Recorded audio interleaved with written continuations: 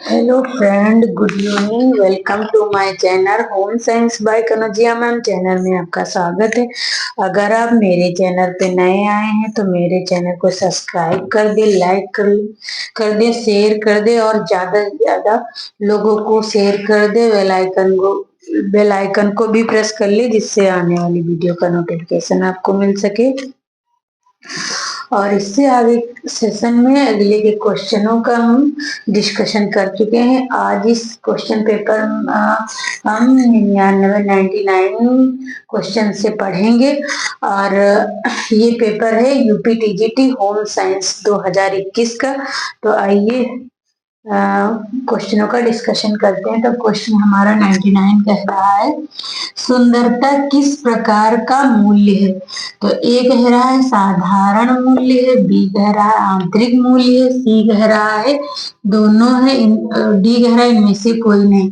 तो हमारा जाएगा सुंदरता कैसा मूल्य है? आंतरिक मूल्य है। 100 कह रहा है क्वेश्चन नंबर, निम्नलिखित में से कौन सा शुद्ध तरल आहार नहीं है? तो ए कह रहा है फलों का रस, बी कह रहा है नींबू का पानी, सी कह रहा है दाल का पानी, डी कह रहा है चाय। तो हमारा आंसर जाएगा डी, चाय तरल आहार में नहीं आता है। दाल का पानी, नींबू का पानी, फलों का रस, ये सब तरल आहार में आते हैं या तरल भोजन में आते हैं। 101 क्वेश्चन नंबर कह रहा है, डिब्बाबंद जैम जेली पर चिन्ह लगा रहता है। तो कौन सा चिन्ह लगा रहता है? एक मार्क का, बी कह रहा है आईएसआई का, एफपीओ का, या इनमें से कोई नहीं। तो हमारा आंसर जाएगा सी, एफपीओ का। डिब्बाबंद जैम जेली अचार मुरब्बे पे एफपीओ का निशान या चिन्ह लगा रहता है। एक मार्क जो है सभी किसान कृषि उत्पादित हेतु ये एक मार्क लगाया जाता है। और आईएसआई जो भी फैक्ट्री उत्पाद है उन पे ये चिन्ह दिया जाता है या लगाया जाता है। एस्बेस्टस है, एस्बेस्टस क्या है? तो ये कह रहा है प्राकृतिक रेशा है, बी कह रहा है मानवकृत रेशा है, सी कह रहा है प्राकृतिक खनिज रेशा है, डी कह रहा है मानवकृत खनिज रेशा है। तो हमारा आंसर जाएगा प्राकृतिक खनिज रेशा है। इस बात से प्राकृतिक रेशा है। अगर मानवकृत प्राकृतिक खनिज रेशा नहीं होता तो हम प्राकृतिक में भी लगा सकते थे। तो इस बास्केट हमारा कैसा है? प्राकृतिक है और खनिज रेशा भी है। प्राकृतिक के अंदर हम 3 प्रकार के रेशे पढ़ते हैं। एक पढ़ते हैं वनस्पति रेशे, एक पढ़ते हैं प्रोटीन रेशे, एक पढ़ते हैं खनिज रेशे। तो हमारा एस्बेस्टस जो है खनिज रेशों में आता है।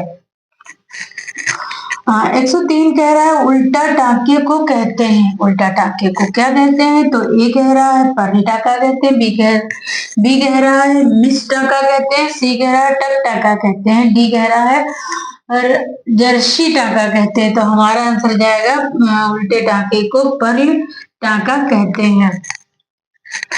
क्वेश्चन नंबर 104 कह रहा है आंतों की भित्ति से उत्पन्न होने वाले हार्मोन्स को कहते हैं।